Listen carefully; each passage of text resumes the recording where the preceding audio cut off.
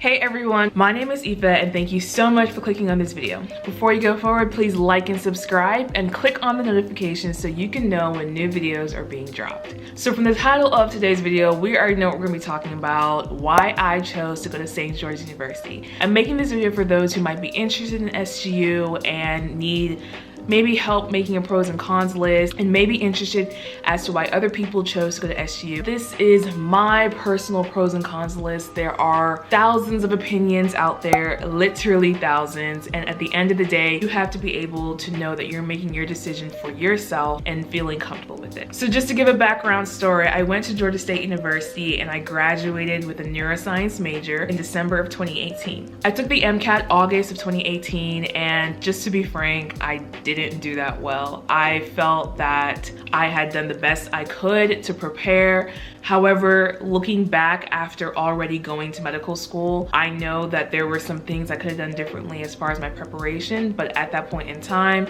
I felt that I was doing the best I could. Still, it didn't really make the cut, and I honestly just didn't do that well. And I knew that the major red flag in my application was going to be my MCAT score. It was about February of 2019, and at that point, I'd already graduated undergrad. I had not gotten any interviews, and I'd only gotten options to do a master's program. I knew at that point that I had three options. Number one was to retake the MCAT and work as a scribe for a full year and apply for the next cycle. The second option was applying to a master's program that would bridge me into medical school and also retaking the MCAT and applying that next cycle. And three, consider going to a Caribbean medical school. So I prayed about whether or not I should do a master's, and I was like, God, if this is for me, please allow this to just work out.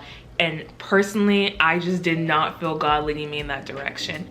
I did not want to do a master's just to get into medical school, and I felt that that was what I was going to be doing. I didn't feel led to do it. I wasn't passionate about it, and I personally just didn't feel God leading me in that direction. With that being said, I think that a master's program is an absolutely great option if you're looking for something to supplement your science GPA from undergrad, to give you more science classes under your belt, or if you're in a program that can directly bridge you into medical school. There are so many success stories with people doing a master's, with retaking classes, and I really believe that if you feel that a master's program is gonna give you the best opportunity to get into medical school, it is something to truly consider. But as for me personally, I just didn't feel led in that direction, and that kind of left me with just option one and option three.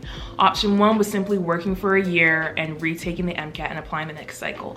Now, I did consider this option given that I felt that the MCAT was one of the major red flags in my application, but still, after praying about it, I didn't really feel that where I was at as far as my MCAT score was enough time to study and apply for that next cycle. And I felt that if I was going to have to apply, I really had to take 2 years off because I need a lot more time to study for the MCAT. And I personally just didn't want to take an extra 2 years off. Some people do it, but for me, once again, I prayed about it and I just did not feel led in that direction.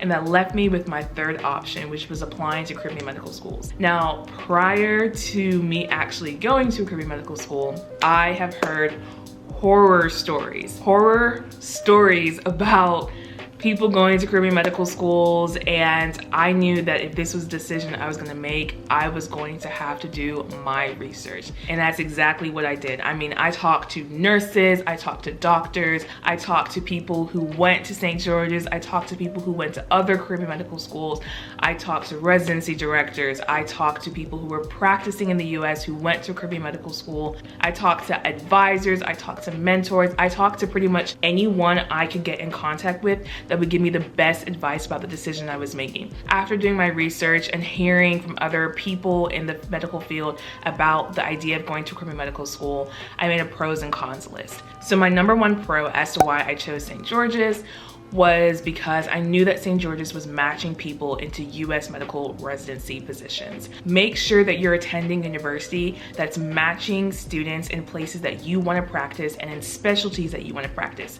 I knew from the get-go that I wanted to do primary care, and I still do. And so I knew that there were plenty of SGU grads that were going into primary care. That does not mean that they do not go into other specialties, but I knew that going to this school would put me in a really good position to have one of those options funds as a specialty choice. The match rate is super important. It's one of the #1 things that you want to see before making your decision. The second option was because the school, St. George's University, is well known internationally. There are plenty of US medical doctors that are aware of St. George's University, and I wanted to make sure that when I was applying for residency, that there was a school on my application that the residency directors knew about. It's really important that you want to go to a school that has a good rapport, and I truly felt that because St. George's is well known internationally and there are so many practicing physicians in the US, that it would really set me up whenever I'm doing interviews and talking about why I chose to go to St. George's. The third option, which is also very, very important, is that St. George's allows us to do our clinical rotations in the US. This is probably one of the most important things to look at whenever you're choosing to go to a school internationally. If you plan to practice medicine in the US, many programs require that their applicants have their clinical rotations done in the US. This is important because you want to make sure that you're going to be trained in the hospitals that you will one day be practicing in. And if you plan on practicing in the US, it just makes sense that you're actually going to be trained in the US. At St. George's University, you do your first 2 years on the island of Grenada, and that's called your basic sciences. After you take step 1 and pass, you have the option to go to the US to do your clinical rotations for your last 2 years. And the clinical rotations are at specific sites throughout the East Coast, West Coast, and in the North. For me, that was super important because 1, I have multiple sites where I can do my rotations, and 2, they were in states that I could see myself practicing. Fourth reason is because I prayed about it. I did not take the decision lightly. I knew that this was going to be one of the most life-changing decisions that I could make, and honestly guys, I mean, I'm a Christian and I do not make decisions this dramatic, or any decision for that matter, without first praying about it. And I truly felt the peace of God. Yes, it was scary. Yes, there were so many risks that I was gonna be taking. I knew that if God had gone before me and he gave me a word and peace about my decision, that I would come out successful. With that being said, there are cons to going to a Caribbean medical school. #1 con was residency placement. Yes, my school does match people in residencies, but statistically speaking, Caribbean medical schools do have a lower match rate than US medical schools. It is important to know that if you're gonna go to a Caribbean medical school, you have to make sure that you're setting yourself up to really have a great application come interview season. You have to make sure that you're doing your best to do well on your basic sciences so that you can set yourself up to do well on your step 1 and step 2. Now, I haven't taken my step 1 or step 2 yet. I'm only in my 2nd year of medical school, but I knew from the get-go that I had to make sure that I put in my best foot forward whenever taking exams, and just making sure that I'm preparing myself to do well on step 1. The second con that a lot of people have is tuition. Caribbean medical schools tend to be a lot more expensive than US medical schools. Why? Because most of them are for profit. For profit, meaning they are making money off of you. You are making them money. For profit can also give you a hint about how some things are run. However, take that as you will. The tuition at Caribbean medical schools can also be double or triple some US medical schools, and that's really something to understand before going, that the loans that you may be taking out are a lot more than the average medical student. And it's important to be able to know that even though you will be making the funds as a physician to pay that off, it may take a little bit longer than the average US medical student, depending on if you have loans from undergrad or a master's program. The third con that I was kind of worried about was the stigma. There is naturally sometimes a stigma when it comes to going to Caribbean medical school. I personally don't even really consider this a con. At the end of the day, it's something that you have to decide for yourself, and you have to be confident in your decision. Yes, there may be a stigma with going to Caribbean medical school, but I'm learning that honestly, you cannot control other people's opinions about you. That's a word, sis. That's a word. Do your best, stay focused, and put yourself in a position to be successful. Yes, you may be considered an IMG, and that may have a stigma to it, but that does not disqualify you from being successful. That does not disqualify you from shooting for your dreams and making sure that you reach them. And I truly believe that whom that matters to will see that. One of the fourth cons that some people have is actually going abroad for school.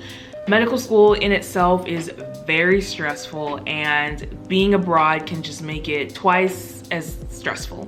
I didn't really have too much of a con with this because I knew that I was gonna be coming home for breaks. As of right now, I'm currently doing medical school online because our school evacuated us from Grenada because of the pandemic. So we've been doing pretty much everything online. So I'm actually not abroad and this con doesn't really exist. With that being said, I prayed about it and I personally felt that God was leading me in this direction. I was super scared. I'm not even gonna try and flex and lie and just act like I was confident the entire time. I was terrified, okay? I was so terrified about the decision I was making, but I prayed about it and I felt God's peace, and I know that if God's peace is with me, that means he's with me and he's gonna see me through, and I'm not gonna be alone in this journey. When making your decision, really do your research and weigh out your pros and cons. Talk to your advisors, talk to those who are in the healthcare field, and truly see what's gonna be best for you. Because at the end of the day, this is your journey. I hope this video was helpful for those who might be considering this option. Please like and subscribe and comment any questions you have below. I'll link below the video of my term 1 experience. Thanks guys so much for watching. Peace.